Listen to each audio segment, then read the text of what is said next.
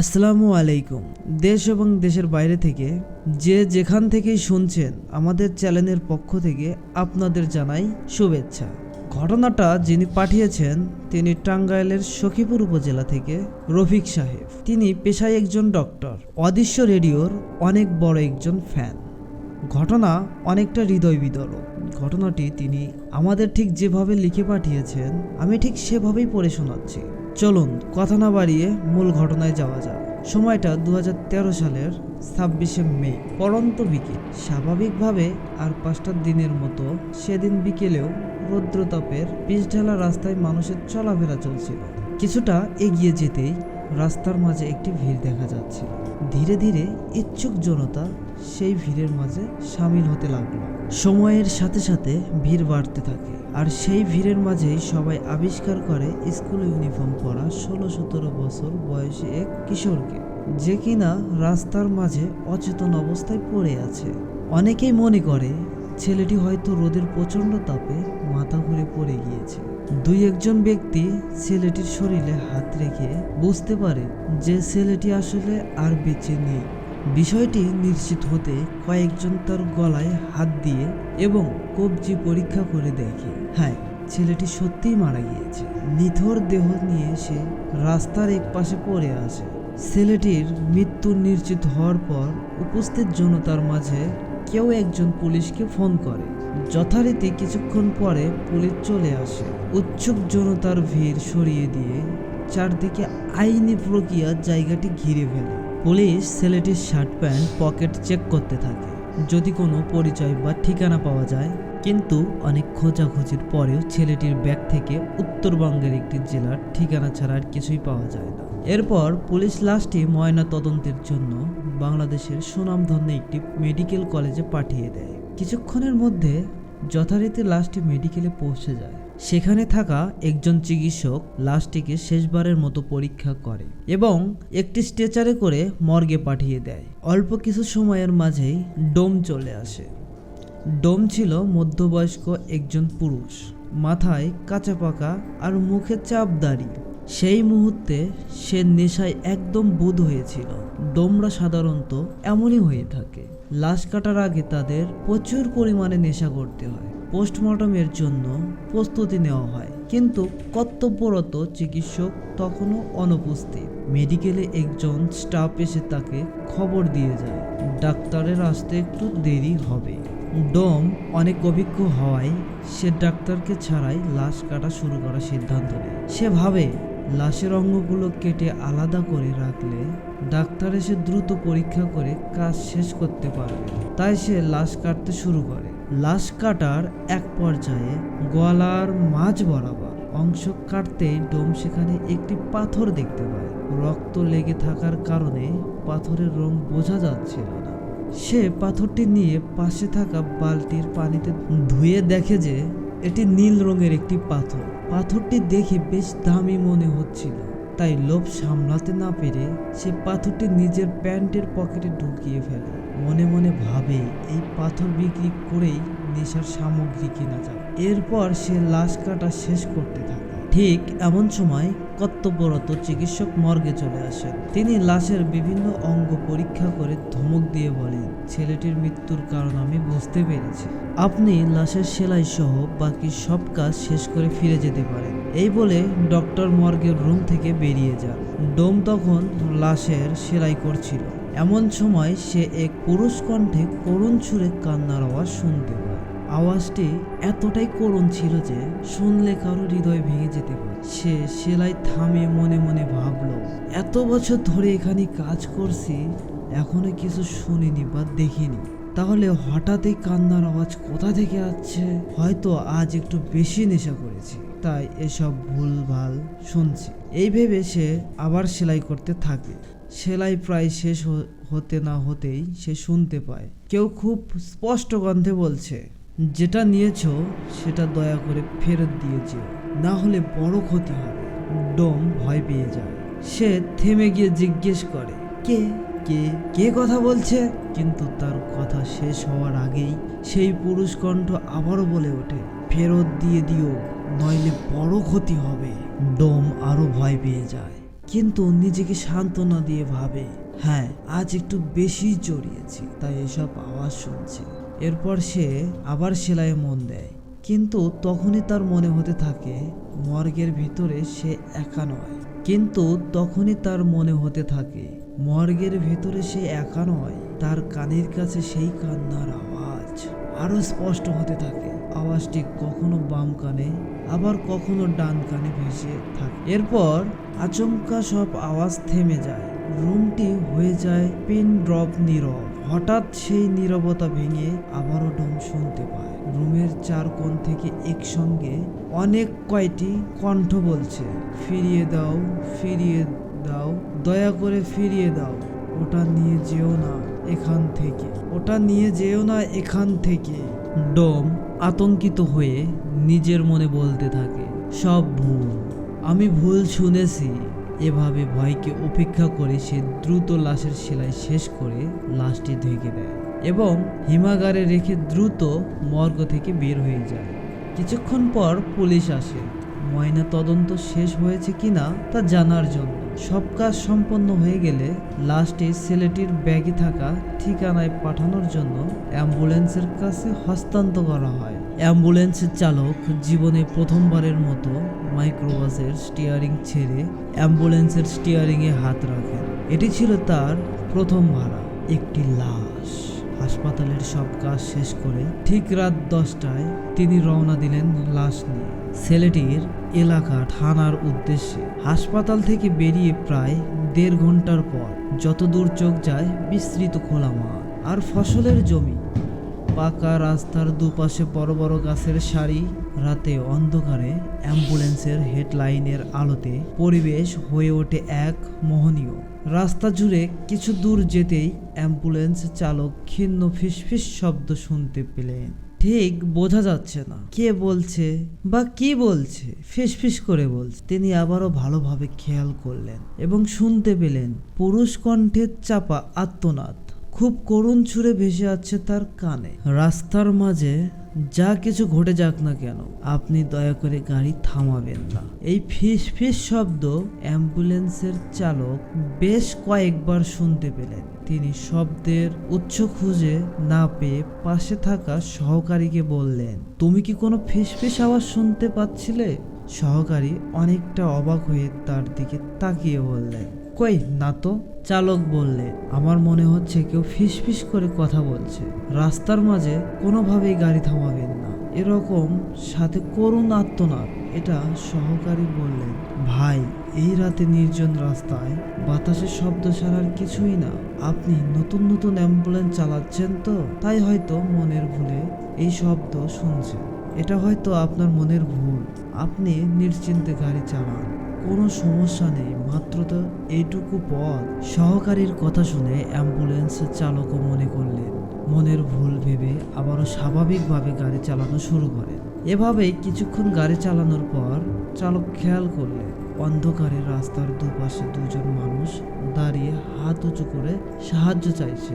তিনি সেদিকে তাকাতেই অ্যাম্বুলেন্স পিছনে থাকা ড্রাইভার আর রোগীর মাঝে যে জায়গাটা জানালার মতো দেওয়া থাকে, যা লাইফ টোকা দিয়ে আবারও সেই পুরুষ কাঁদো কাঁদো কণ্ঠে গাড়ি না থামানোর জন্য অনুরোধ করতে লাগলেন। এবার অন্য একটি স্পষ্টভাবে শুনতে পেলেন তিনি, কিন্তু তিনি খেয়াল করলেন তার পাশে থাকা হেল্পার খুব স্বাভাবিকভাবেই বসে আছে।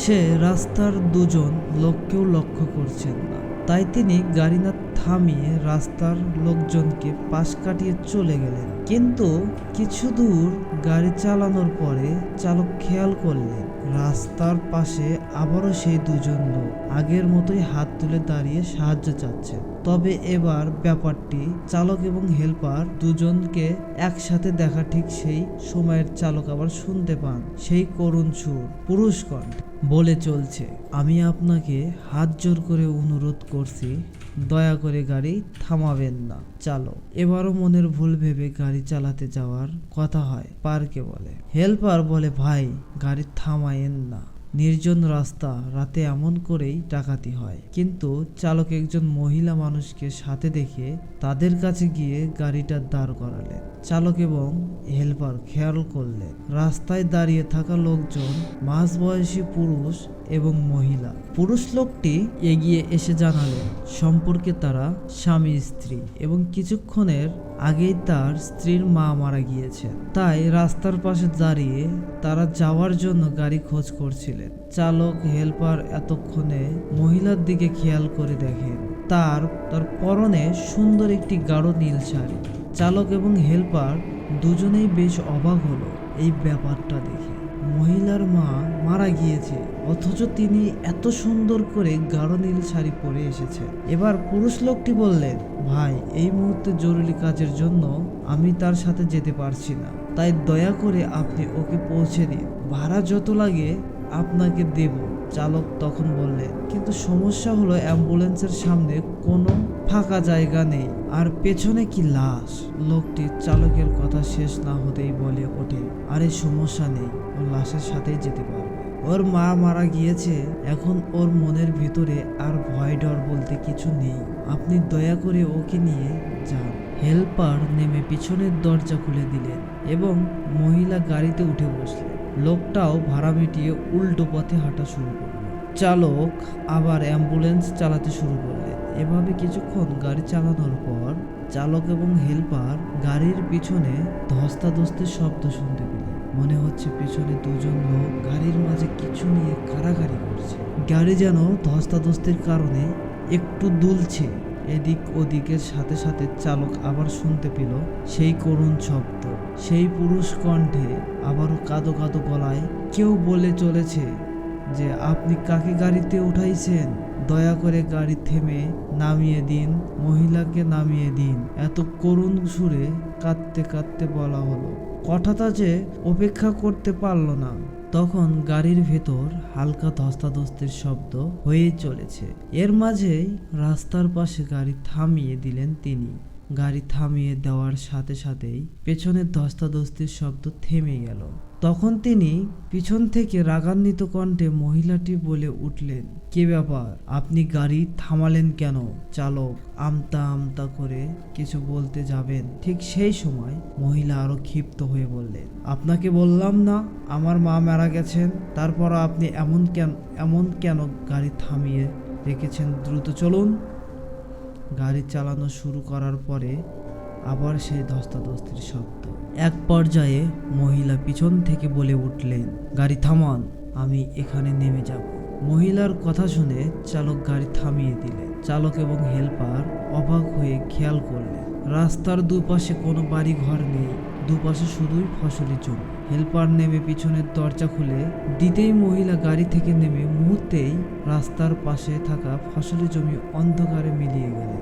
এরপর তারা গাড়ি নিয়ে কোনো ঝামেলা ছাড়াই মাঝরাতে ছেলেটির এলাকার থানায় পৌঁছলেন এবং সেই থানায় পুলিশের সাহায্যে তারা লাশ নিয়ে ছেলেটির বাড়িতে গেলেন। এবার গাড়ির দরজা খুলে তারা যখন লাশটি নামাতে গেল, তখন দেখলো লাশের ডান পা থেকে তাজা রক্ত ঝরছে। সেই রক্ত দিয়ে অ্যাম্বুলেন্সের স্ট্রেচারে ভিজে চুইয়ে পড়েছে।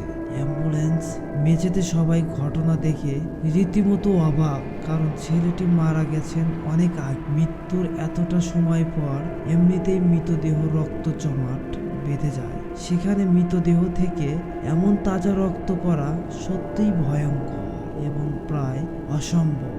তারা রক্তের উৎস খুঁজতে গিয়ে দেখল লাশের ডান পায়ের উরুর কাছে গোল করে ক্ষত। দেখে মনে হচ্ছে অনেক সময় চোখ রক্ত চুষে খেয়ে যেমন হয় ক্ষতটি ঠিক তেমনই একটি ক্ষত, আর তখন সেখান থেকে তাজা রক্ত ঝরেই চলেছে। লাশের গোসল করিয়ে কাফন পরিয়ে জানাজা শেষ করে মাঝরাতে কবর দেওয়ার জন্য কবরস্থানে নিয়ে যাওয়া হয়। যেহেতু তারাই কবর দেওয়া হবে, তাই চালক এবং হেল্পার চিন্তা করলেন কবরটা দিয়েই যায়।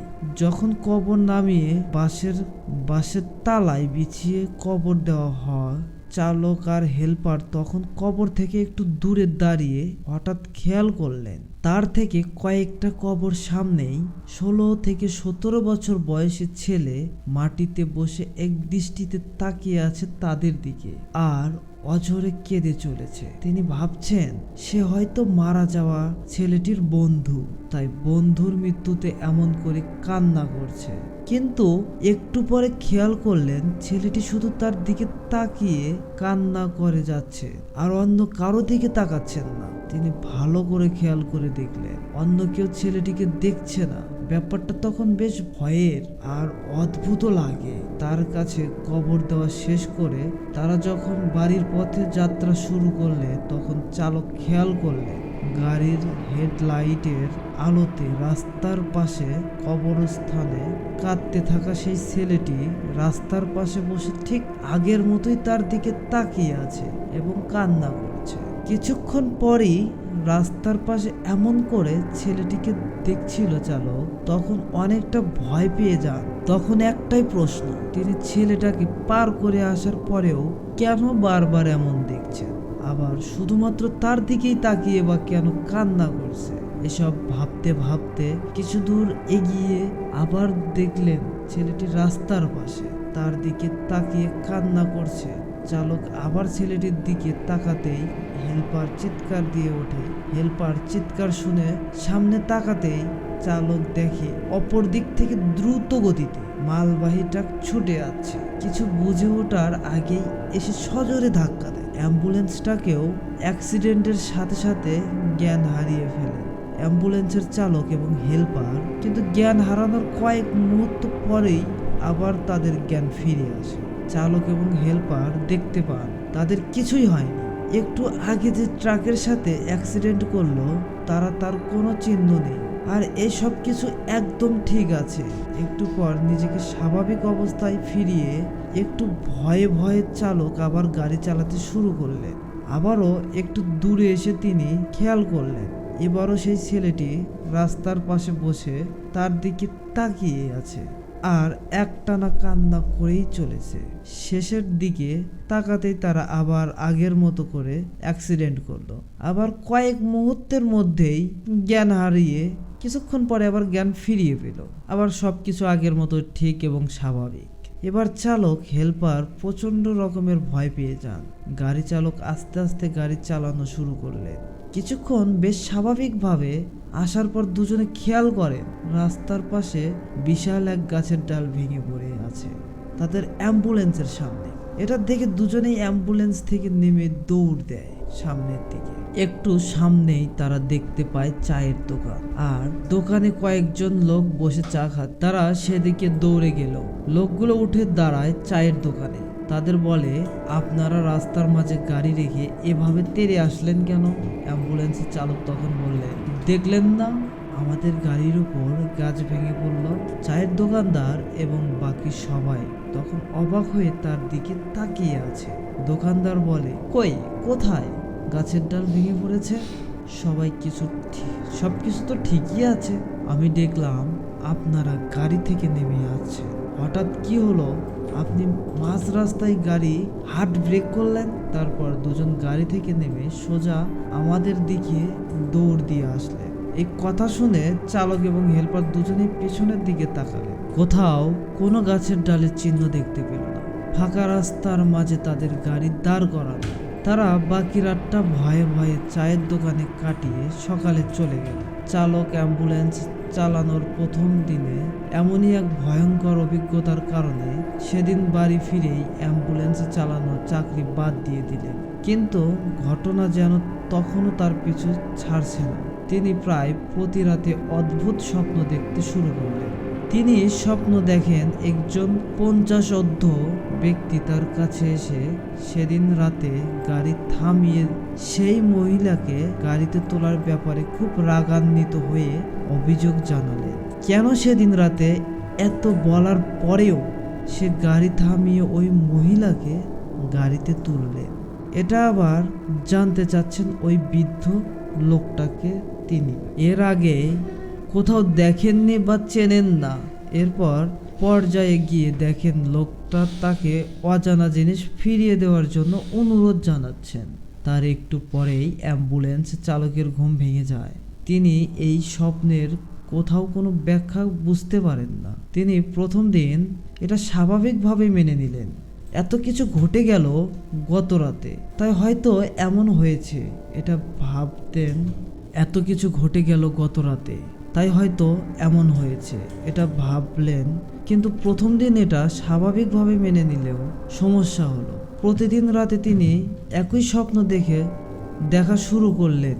বারবার সেই পঞ্চব্দ লোকটা তার কাছে অজানা জিনিস ফিরিয়ে দিতে বলেছে। প্রায় 2 সপ্তাহ ধরে ওই স্বপ্নের কোনো কুল কিনারা করতে না পেরে তিনি অনেকটা বাধ্য হয়ে সেই ছেলের বাড়িতে চলে যান। সেদিন রাতে যে বাড়িতে তিনি লাশ নামিয়ে দিয়েছেন, সেই বাড়িতে গিয়ে দেখতে পান ছেলের বাবা মারা গিয়েছে এবং তাকেও তার ছেলের পাশে কবর দেওয়া হয়েছে। তিনি আশপাশের কয়েকজনকে তার স্বপ্নের দেখা বৃত্তটির চেহারা বর্ণনা দিলেন। এমন কাউকে তারা দেখেছেন কোথাও? সবাই তাকে হতাশ করে দিয়ে বলে এমন কাউকে তারা দেখেনি কোনোদিন। কোনো তথ্য না পেয়ে তিনি আবার বাড়িতে ফিরে আসেন, কিন্তু স্বপ্নের সেই লোক তার পিছু ছাড়েনি। তাই তার সাথে ঘটে চলা ঘটনার ব্যাখ্যা, ঘটনাগুলোর রহস্য উন্মোচনের জন্য মরিচিয়া হয়ে ওঠেন। এর পরিপ্রেক্ষিতে সে যত দ্রুত সম্ভব সেই মেডিকেলে আসার জন্য রওনা হন।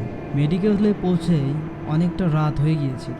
সে মেডিকেলে এসে যে ডাক্তার সেই ছেলের পোস্টমর্টেম করছিল তাকে খুঁজতে শুরু করলেন। ডাক্তারকে খুঁজে পাওয়ার পর ডাক্তার কিছুটা ব্যস্ত থাকায় তাকে বাহিরে অপেক্ষা করতে বলেন।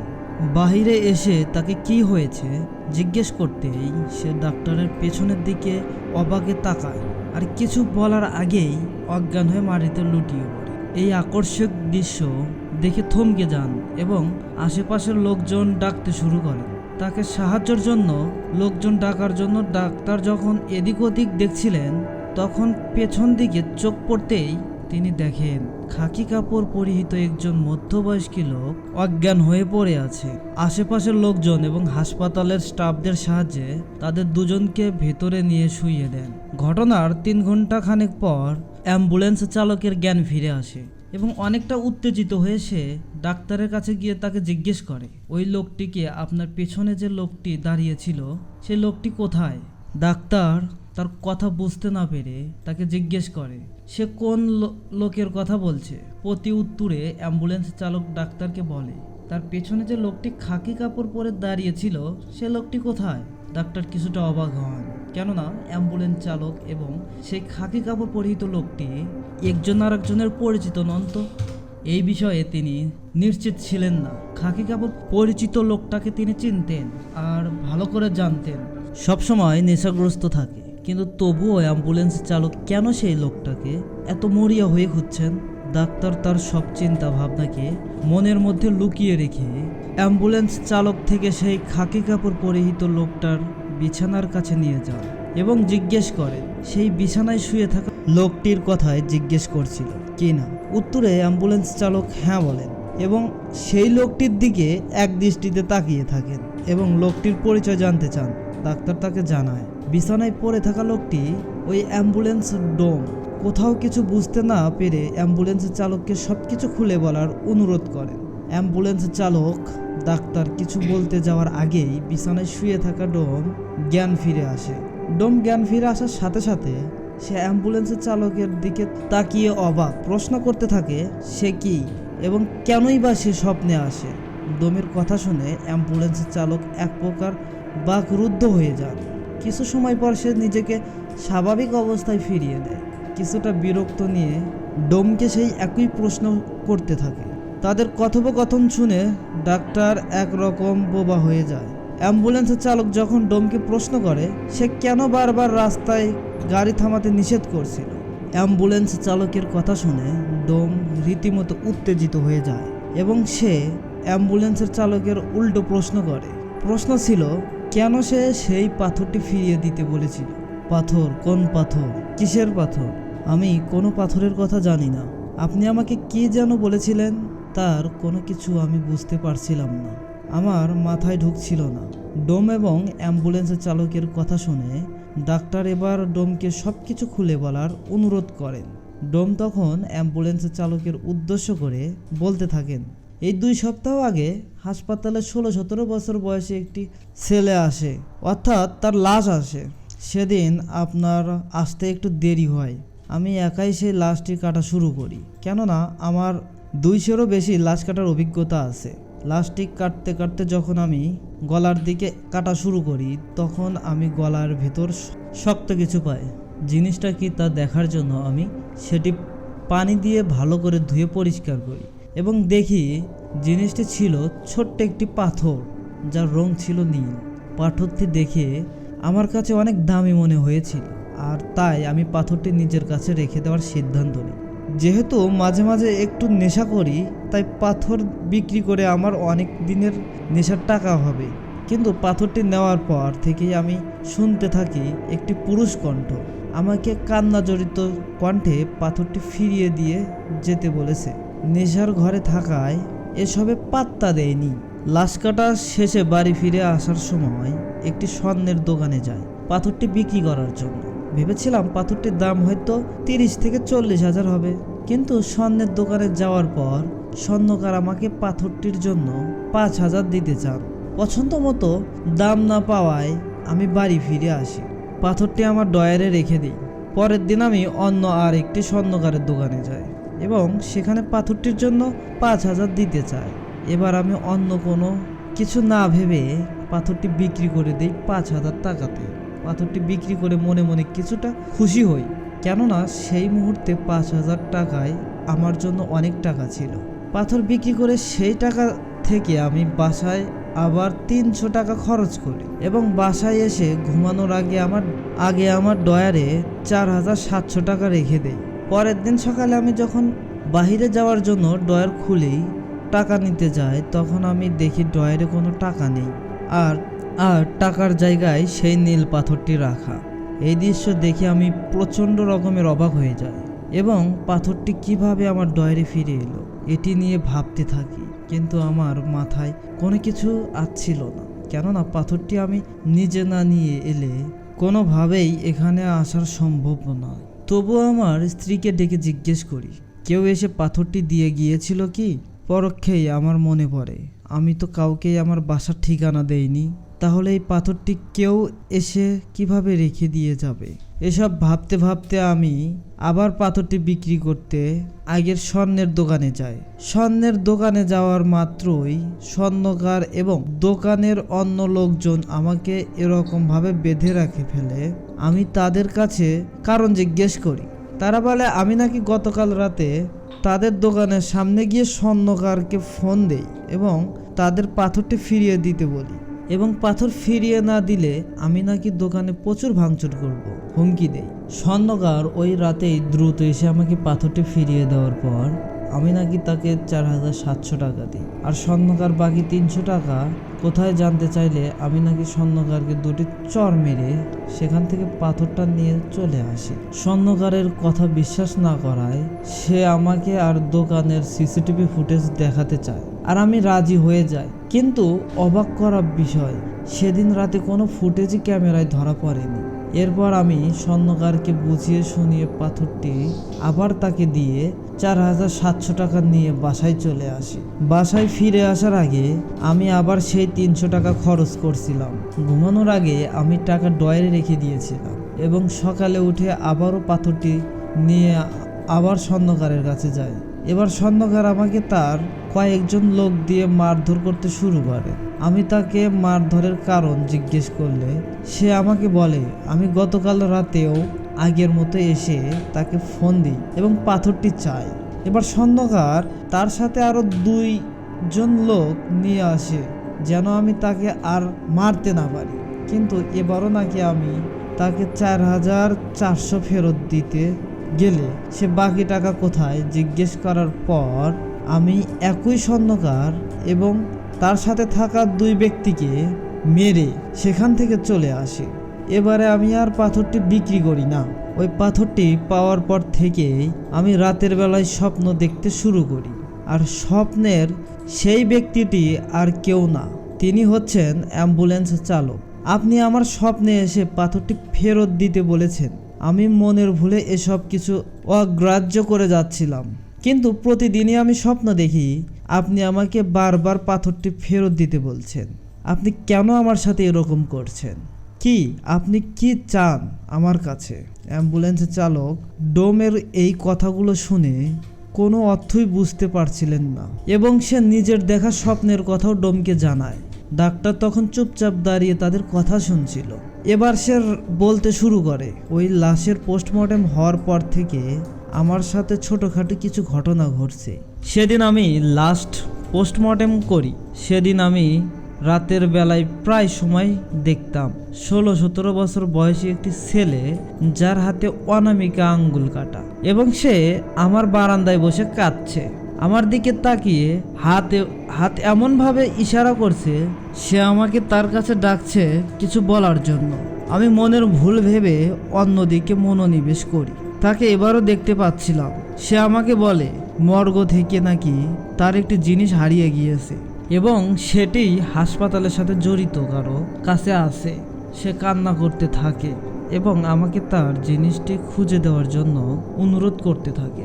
আমি প্রায় প্রতি রাতেই তাকে আমার বারান্দায় একই অবস্থা বসে কান্না করতে দেখি এবং সে আমার সাথে বারবার আর হারানোর জিনিস খুঁজে দেওয়ার অনুরোধ করে। তাদের তিনজনের কথার পর পরস্পরের মনে পড়ে, এ যেন এক ধোঁয়াছোঁয়ার সৃষ্টি হয়।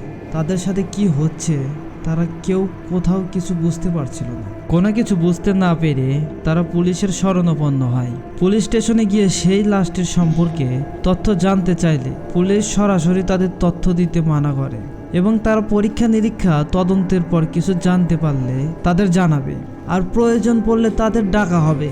পুলিশ তাদের কাছে এই সব তথ্য জানতে চাওয়ার কারণ জানতে চাইলে তারা পুলিশকে সব কিছু খুলে বলে, কিন্তু পুলিশ এসব অলৌকিক ব্যাপারে হাসি ঠাট্টায় উড়িয়ে দিয়ে তাদেরকে পুলিশ স্টেশন থেকে চলে যেতে বলে।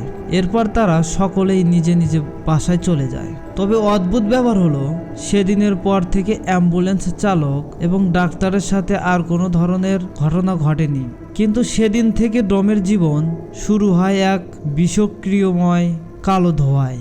বাড়িতে ফিরে আসার পর ডোম এবার স্বপ্ন দেখতে শুরু করে।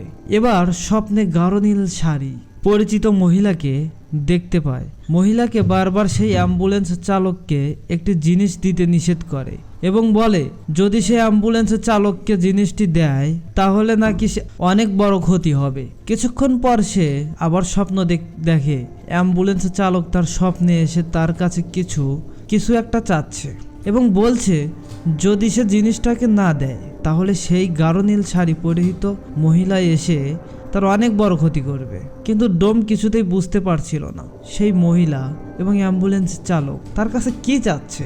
অ্যাম্বুলেন্স চালক এবং সেই মহিলাটি ডোমের কাছে আসলে সেই পাথরটি চাচ্ছিল, কিন্তু সে কিছুতেই ভেবে পাচ্ছিল না তারা তার কাছে আসলে কি চাচ্ছে। ডোম কেন সেই পাথরটির কথা মনে করতে পারছিল না, সেই বিষয়ে আমি কিছুক্ষণ পরেই আসছি। এরপর থেকে ডোম প্রতিদিনই একই স্বপ্ন দেখতে থাকে। নীল শাড়ি পরিহিত মহিলা বারবার তাকে সাবধান করে দিয়ে যাচ্ছিল এবং তার কাছে জিনিসটি চাচ্ছিল, আর এটাও বলছিল জিনিস তাকে না দিলে সে তার অনেক বড় ক্ষতি করবে। এর কিছুক্ষণ পর বাইরে থেকে বাজার করে ফিরে আসার সময় একটি রোড অ্যাক্সিডেন্টে ডোমের স্ত্রী মারা যায়। ডোম তখন বুঝতে পারে তার কাছে যে জিনিসটি তা না দেওয়ার জন্যই হয়তো নীল শাড়ি পরিহিত মহিলা তার স্ত্রীকে মেরে ফেলেছে। ডোমের স্ত্রী মারা যাওয়ার পর তার স্ত্রীকে জানাজা পড়িয়ে দাফন করা হয়। কিছুদিন পর ডোম স্ত্রী কুলখানি একদিন রাতে সে স্বপ্ন দেখে সেই শাড়ি পরিহিত মহিলা তার কাছে সে জিনিসটি চাচ্ছিল, এখনো সময় আছে, জিনিসটা আমাকে দিয়ে দে।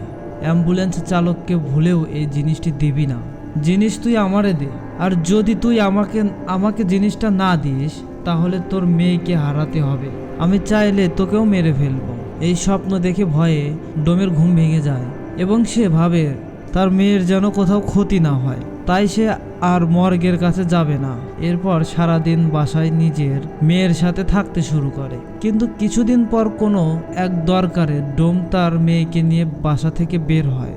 দরকারে সে মেয়ের সাথে কথা বলতে বলতে যখন বাসায় ফিরছিল তখন হুট করেই সে রাস্তায় ডোমের স্ত্রী অ্যাক্সিডেন্ট করে মারা গিয়েছিল, সেই রাস্তার তার মেয়েরও কোনো একটা আওয়াজ শুনতে না পেয়ে যখন পিছন ফিরে তাকায় তখন সে দেখে তার মেয়েও সেই একই জায়গায় রোড অ্যাক্সিডেন্ট করেছে এবং সাথে সাথে সেখানেই মারা গিয়েছে।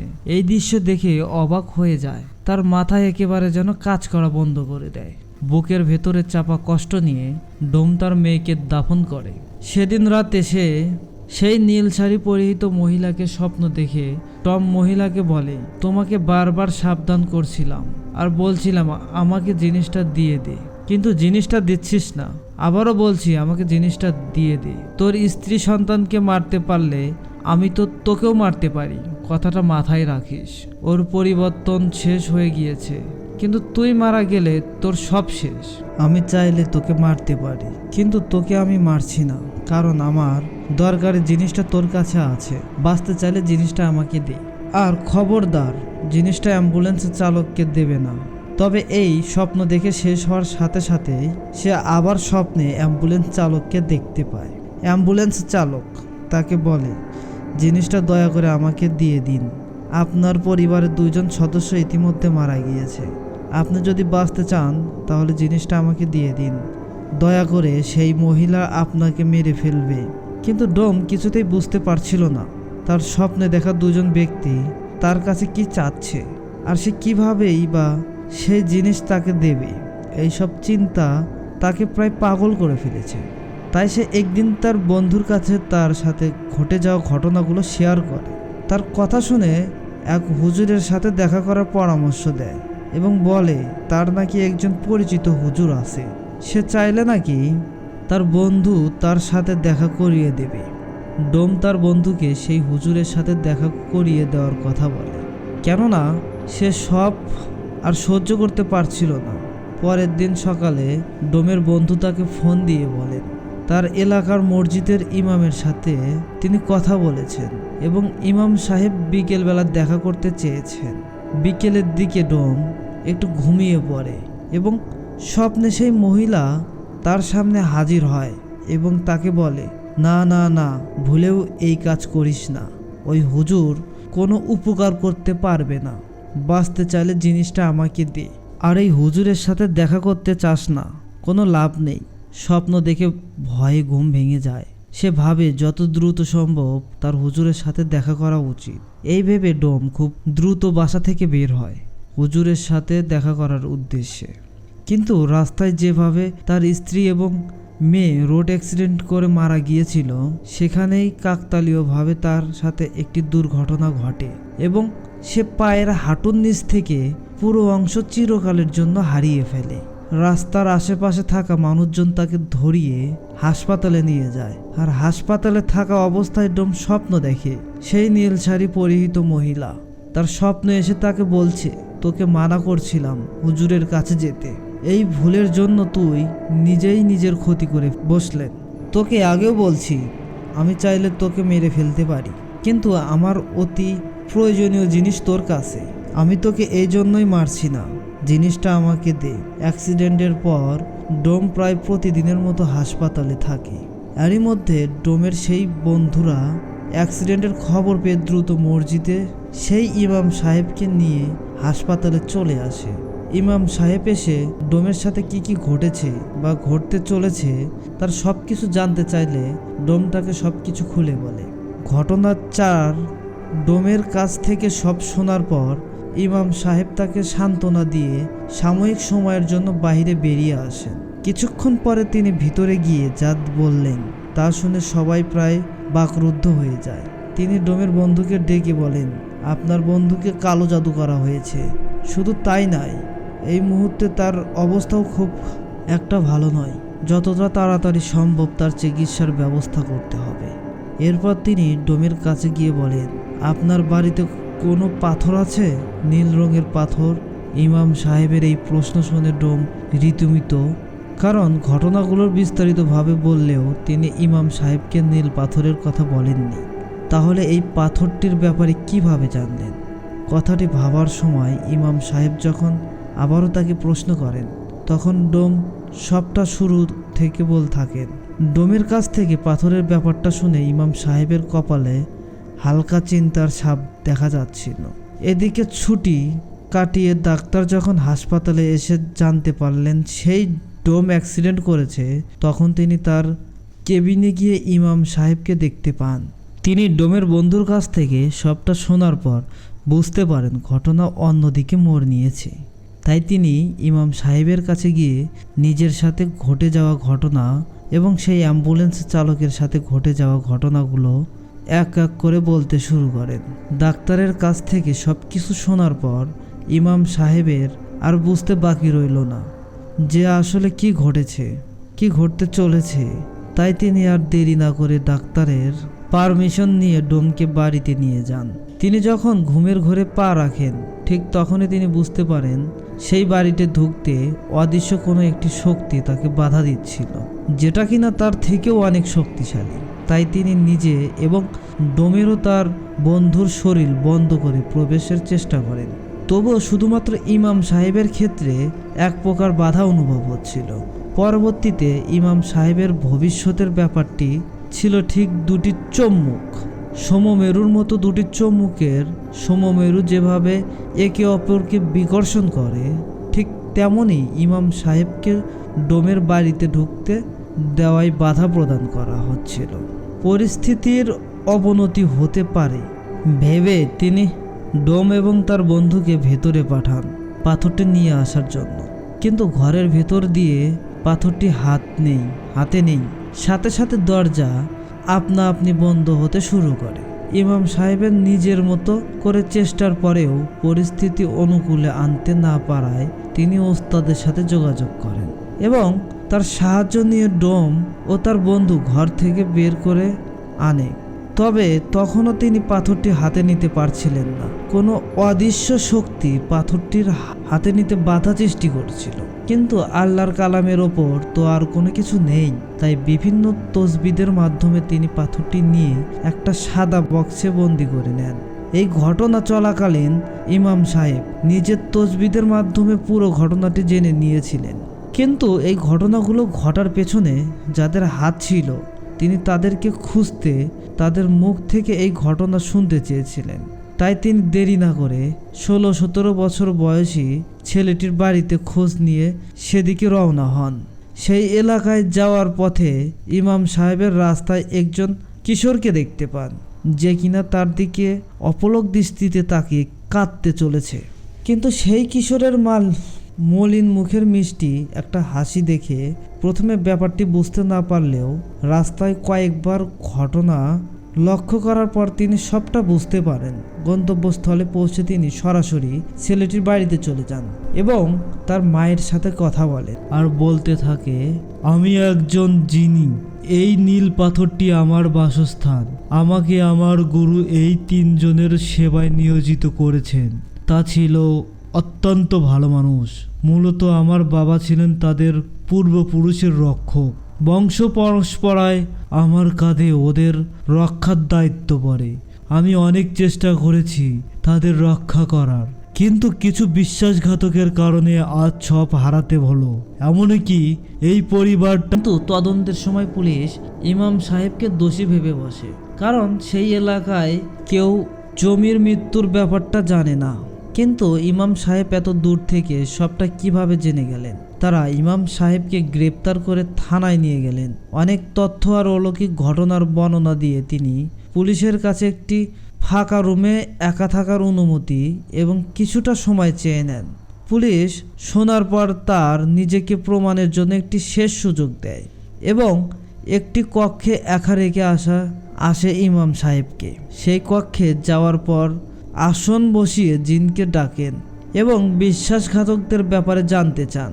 এবার জিনি বলতে থাকে, এই সব কিছুর পেছনে দায়ী হচ্ছে 16-17 বছর বয়সী ছেলেটির চাচা চাচি। তারাই আমাকে বন্দি করেছে আর তারাই আমাকে মেরেছে। তারা চেয়েছিল আমাকে বন্দি করে অসৎ কাজে ব্যবহার করবে, কিন্তু আল্লাহর অশেষ রহমতে আমি বেঁচে গিয়েছি। ওই চাচ্ছিল সবাইকে মেরে স্বার্থ হাসিলের পর গা ঢাকা দেওয়ার জন্যই ছেলের বাড়িটি বেছে নিয়েছে। আপনি যত তাড়াতাড়ি সম্ভব পুলিশের সাহায্য নিয়ে তাদের আটক করুন, নয়তো তারা আরও মানুষকে ক্ষতি করবে।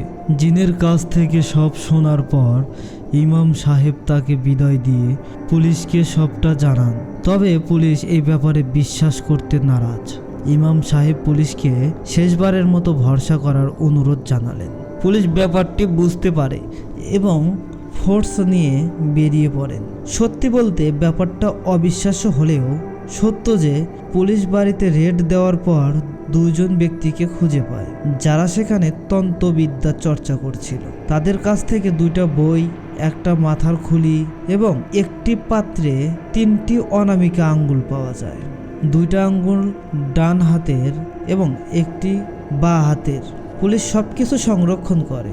তাদের আটকের পর কিছু ফিরে এলে ইমাম সাহেবের মাধ্যমে আস্তে আস্তে সব রহস্য উন্মোচিত হতে থাকে। সেই চাষির কাছ থেকে শোনা ঘটনার প্রতি অংশ গায়ে কাটা দেওয়ার মতো। মানুষ এতটা জঘন্য হতে পারে তা কল্পনারও বাইরে। চাচি ইমাম সাহেবের এবং পুলিশের কাছে ঘটনাটি যেভাবে বলেছিলেন আমি ঠিক সেভাবেই লেখা শুরু করেছি। চাচা, আমি যখন অনেক ছোট, পরিবারের সবচেয়ে ছোট সদস্য হওয়ার আদরের পরিমাণটা বেশি হলেও কোনো উপকার বা আবদার পূরণের দিক দিয়ে সবার কাছে বড় ভাইয়ের কদর ছিল বেশি। তাদের 2 ভাইয়ের মধ্যে বড় ভাইকে আবার সবচেয়ে বেশি ভালোবাসতেন। ভাই যা চাইতেন আব্বা তাই দিতেন, কিন্তু আমার ক্ষেত্রে এমনটা ছিল না। তাই ছোট থেকে আমার মনে একটাই ক্ষোভ জমতে থাকে। বড় ভাইকে এতটা আদর যত্ন করার মূল কারণ হলো নীল পাথরের উত্তরাধিকারী। নীল পাথর হচ্ছে আমাদের পরিবারের রক্ষক কবচ। নীল পাথর হচ্ছে পরিবারের রক্ষা কবচ। আমার দাদু এক সময় জিন পালতেন এবং তাদের অনেকভাবে সাহায্য করতেন। বিদায় উপহার স্বরূপ প্রতিটি প্রজন্মের রক্ষিক হিসাবে একজন জিন পেয়ে থাকেন। আমার বাবাও পেয়েছিলেন। এদিকে পরিবারের পরবর্তী প্রজন্মের সবার বড় হওয়ায় আমার বড় ভাই ছিল পরবর্তী জিনের মালিক। এই পর্যন্ত সবকিছু ঠিক, কিন্তু মৃত্যুর আগে তিনি সম্পত্তির কিছু অংশ আমাকে দিয়ে বাকিটা বড় ভাইকে দিয়ে দিলেন। তার ধারণা ছিল যেহেতু তার মৃত্যুর পর বড় ভাই আমার দেখাশোনা করবেন, সেহেতু সম্পত্তির বড় অংশটুকু তার কাছেই থাক। কিন্তু ব্যাপারটি আমি একদমই মেনে নিতে পারিনি। আমি অনেকভাবে সম্পত্তি হাতানোর চেষ্টা করেছি, কিন্তু সেই নীল পাথরের জিনের কারণে সম্ভব হয়ে ওঠেনি। এরপর ভাইয়ের বিয়ের হয়, এক ছেলে সন্তান হয়। এরপর আমারও বিয়ে হয়। বিয়ের পর আমার স্ত্রীকে দেখতাম সে বিভিন্ন মন্ত্র পড়ে অসুস্থ মানুষকে সুস্থ করে তুলত। তাই আমিও তার কাছ থেকে বিষয়গুলো শুনে আগ্রহী হয়ে শিখতে থাকি। একটা সময় আমরা দুজনেই কবিরাজি শুরু করে দেই এবং শক্তিশালী মন্ত্র শিখে চর্চা করতে থাকি। এদিকে আমার ভাতিজাও বড় হতে থাকে এবং আবারও সম্পত্তি পাওয়ার আশা শেষ হয়ে থাকে, কারণ আমার কোনো ছেলে নেই। সম্পত্তি এবং নীল পাথরের ভাগিদার সে একাই। তাই এই ব্যাপারে আমি আমার স্ত্রীর সাথে আলোচনা করলে সে ভাতিজাকে আমাদের দোকানে নিয়ে আসতে বলে। সেখান থেকে আমরা কবিরাজের মাধ্যমে মানুষকে সুস্থ করে দিতাম। আমি ও বড় ভাইয়ের সাথে কথা বলে ভাতিজাকে শহরে পাঠিয়ে দিতে বলি এবং ভালো স্কুলে পড়ার আশ্বাস দেই। বড় ভাই আমাকে বিশ্বাস করে। ভাতিজাকে পাঠিয়ে দিলে আমি রোজ স্কুল শেষে তাকে দোকানে নিয়ে বসতাম এবং আমাদের কাজগুলো দেখে তাকে আকৃষ্ট করার চেষ্টা করতাম। এমনইভাবে একদিন আমাদের পরিকল্পনা সফল হয়। আমরা ভাতিজা মন্ত্র পাঠ করে অলৌকিকভাবে মানুষকে সুস্থ করার বিষয়ে অনেকটা আগ্রহী হয়ে যায় এবং আমাদের কাছে কবিরাজ শিখতে চায়। এটাই ছিল আমাদের মোক্ষম সুযোগ। কাজ শেখানোর নাম করে কিছুদিন পর আমরা তাকে নিয়ে 3 জনের জন্য গোসল করতে মানা করে দেই এবং ঘরের লাইট বন্ধ করে দরজা আটকে বসে থাকতে বলি, আর ওর বাবা মায়ের সাথে কথা বলতে মানা করে দেই। আমাদের মূল উদ্দেশ্য ছিল ওর ওপর জিন আসর করিয়ে ওর নামে সম্পত্তিগুলো অন্যদের নামে লিখিয়ে নেওয়া। কিন্তু 3 দিন কেটে যাওয়ার পরেও আমাদের মন্ত্রবিদ্যা কোনো কাজই হয় না। এটা দেখে আমরা দুজন বেশ অবাক হয়ে যাই। আমরা বিষয়টি ভেবে কোনো কুল কিনারা করতে পারছিলাম না, কারণ এই নিয়মে চললে জিনের আসর থেকে বাঁচা সম্ভব নয়। তাহলেও কিভাবে বেঁচে গেল এটা ভাবতে ভাবতেই আমরা আচ্ছা নীল পাথরটার কাছে নেই তো, কথাটা ভেবে আমার বুকটা কেঁপে ওঠে। তাই পরের দিন সকালে স্কুলে চলে গেলে আমি আর আমার স্ত্রী পুরো ঘর তন্ন তন্ন করে খুঁজে ওর আলমারির ওপরে একটা বাক্সে নীল পাথরটা খুঁজে পাই। আর কি চাই, এতদিন আমাদের স্বপ্ন পূরণ, সব ইচ্ছে পূরণ হতে চলেছে। মনে মনে কথাগুলো ভাবতে ভাবতেই আমি পাথরটি নিয়ে বেরিয়ে পড়ি। এরপর প্রায় 1 সপ্তাহের চেষ্টায় আমরা পাথরের ভেতরে থাকা জিনকে কাবু করতে সক্ষম হয়েছি এবং তাকে নিজের বশে এনে কুফি করতে করতে রক্ষক ভেবে ভক্ষক পরিণত করে দেই। ওকে এমনভাবে খুশি করা হয়েছিল যে ওর নিজের প্রতি আর ওর নিজের কোনো কন্ট্রোল ছিল না। আমরা ওকে পাথর আটকে পাথরটি অদৃশ্য করে আবার ভাতিজার পানির বোতলে ঢুকিয়ে, এই আমাদের মূল পরিকল্পনা। ভাতিজাকে এনে সম্পত্তি লিখে নেওয়া এবং পাথরটি চুরি হলেও এতে করে আমাদের ফেঁসে যাওয়ার সম্ভাবনা আছে। আমি পাথরটির ওপর আরাম করে ওঠার মাধ্যমে ভাতিজাকে মেরে ফেলার সিদ্ধান্ত নিই। এতে করে তার মৃত্যুতে আমাদের ওপর কোনো সন্দেহ আসবে না এবং ভাইয়ের সম্পত্তির ভাগটাও একটা সময় আমাদের কাছে চলে আসবে। সেই ভাবা সেই কাজ, কুফুরি করা পানি খেয়ে রাস্তার মাঝে পাথরটি ভাতিজার গলায় আটকায় এবং দম বন্ধ হয়ে মারা যায়। এরপরের ঘটনাগুলো আপনারা সবাই জানেন। তবে আমরা এতদিন লুকিয়ে ছিলাম না, আমরা ভাইয়ের বাড়ির আশেপাশেই ছিলাম এবং তাদের কুফরি করার পানি খাইয়ে আমাদের কথা ভুলিয়ে রেখেছিলাম, যাতে করে আমাদের ব্যাপারে পুলিশকে জানাতে না পারে। ভাতিজা মারা যাওয়ার দিন রাতেই হসপিটালে আমি শুধু অ্যাম্বুলেন্স চালক আর ডাক্তারকে দেখছিলাম।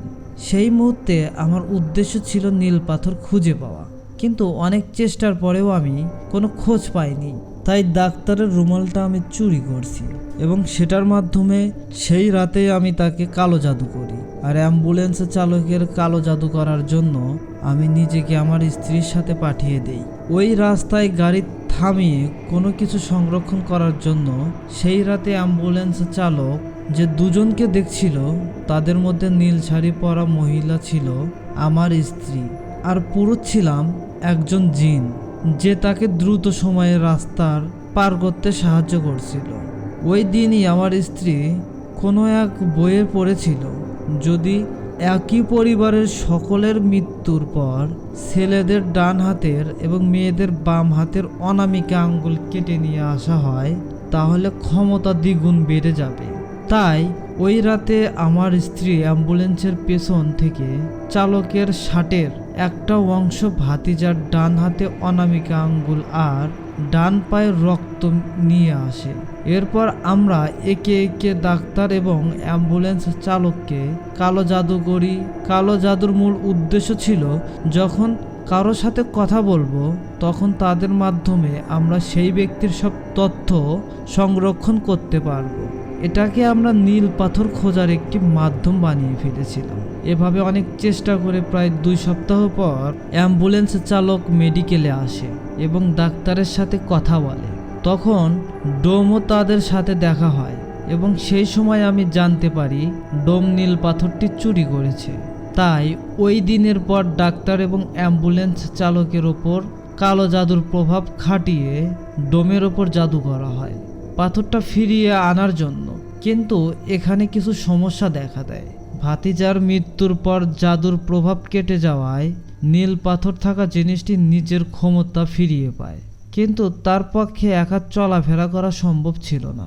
তাই আমি যখনই ডোমের স্বপ্নে গিয়ে পাথর ফিরিয়ে দেওয়ার কথা বলতাম, তখন পাথরে ওই জিনটি অন্য রূপ ধরে তার কাছে গিয়ে পাথর ফিরিয়ে দিতে মানা করত। স্বপ্নে বারবার পাথরের কথা উল্লেখ করা হতো ঠিকই, কিন্তু ঘুম ভাঙার পর নীল পাথরের জিনের প্রভাবে স্বপ্নের সব কথা মনে থাকলেও পাথরের কথা মনে থাকতো না। আমরা তাকে অনেকভাবে ভয় দেখিয়ে তার স্ত্রী মেয়েকে মেরে এবং তাকে নানান রকমের হুমকি দিয়েও পাথর নিতে চেয়েছিলাম, কিন্তু সফল করতে পারিনি। এভাবে আমরা যখন সফল হতে পারি নাই, তখন শক্তি বৃদ্ধির জন্য আমরা আমার ভাবিকেও মারার সিদ্ধান্ত নিই।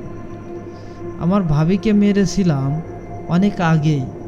পাথরের খোঁজ করতে অনামিকা আঙ্গুলের প্রয়োজন অনুভব করার আমার বড় ভাইকে আগেই সরিয়ে দিয়েছি। এবার পাথরটা নিজের কাছে আনার জন্য শেষ ব্যক্তি ছিলাম ভাবি। তাই একদিন সুযোগ বুঝে আমাদের পোষা জিনের মাধ্যমে ভাবিকেও সরিয়ে দিই এবং বাঁ হাতের অনামিকা আঙ্গুলটি কেটে নিই। আমরা প্রতিটা অনুষ্ঠানে উপস্থিত থাকতাম যেন কেউ আমাদের সন্দেহ না করে। আর আঙ্গুল নেওয়ার পর এমনভাবে প্রলেপ লাগিয়ে দেওয়া হতো যেটা খালি চোখে দেখলে কেউই ধরতে পারবে না। এভাবে আমরা আমাদের স্বার্থ হাসিলের একদম শেষ পর্যায়ে চলে এসেছিলাম এবং সেই বাড়িতেই থাকতে শুরু করছিলাম। তবে এই বাড়িতে থাকার ব্যাপারটা কেউ জানতো না। এত চেষ্টার পরেও শেষ মুহূর্তে নীল পাথর থেকে জীবন মুক্ত হয়ে যাওয়ার কারণে সব গোলমাল হয়ে যায়। পাথরটি খুঁজে পেতে শেষবারের মতো চেষ্টা করতেছিলাম, কিন্তু ধর্মের কাছে আমরা হার মেনে যাই।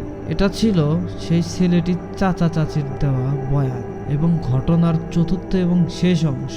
কিন্তু সবচেয়ে আশ্চর্যজনক বিষয় হলো মাত্র 2 দিনের মাথায় জেলের ভেতরে তাদের দুজনকে মৃত অবস্থায় পাওয়া যায়। ভেতরে গিয়ে দেখা যায় তাদের দুজনেরই মাথা বাদে শরীরের প্রত্যেকটি অঙ্গ মুচড়িয়ে উল্টে করে রাখা। এই অলৌকিক ব্যাপারটা এবং একই পরিবারের 3 জনের রহস্যজনক মৃত্যুর খবরটা প্রকাশ পাওয়ার আগে তাদের দুজনের মৃত্যু পুলিশকে নাড়া দিয়ে দেয়, কারণ জেলে থাকা অবস্থায় দুজনের আকস্মিক মৃত্যুর দায়ভার তাদের উপরই বর্তায়। তাই নিজেদের সেফটির জন্য তারা এটিকে সুইসাইড বলে চালিয়ে দেয়। মূলত এটুকুই ছিল। এটা আমার কাছে আজও অবিশ্বাস্য বলে মনে হয়, কিন্তু ধর্মের বিশ্বাসে অসম্ভব বলতে কিছুই নেই। আমি রফিক সাহেবের কাছ থেকে ঘটনা শোনার পর সেই হুজুরের সাথে দেখা করেছি এবং অ্যাম্বুলেন্স চালকের সাথে ফোনে কথা বলেছি, তাই একটু হলেও ভরসা করতে পারি। আর হ্যাঁ, আপনাদের জন্য আরও একটা সারপ্রাইজ আছে। নীল পাথর থেকে জিন মুক্তির পর সেই জিন উপহার হিসাবে হুজুরকে পাথরটা দিয়েছে। হুজুরের কাছে এখনো সেই পাথরটি আছে। আমি যখন হুজুরের সাথে দেখা করতে গিয়েছিলাম তখন তিনি আমাকে পাথরটি দেখিয়েছিলেন। আর আমার কাছে এই মুহূর্তে নীল পাথরের একটি ছবিও আছে। ছবিটি দেখতে চাইলে আমাদের ফেসবুক পেজ ইনবক্স করুন। আশা করি ঘটনাটি আপনাদের ভালো লেগেছে। আজ এই পর্যন্তই। সবাই ভালো থাকবেন, সুস্থ থাকবেন, অদৃশ্য রেডিওর সাথে থাকবেন। সবাইকে আবার অদৃশ্য রেডিওর শুভেচ্ছা। আসসালামু আলাইকুম।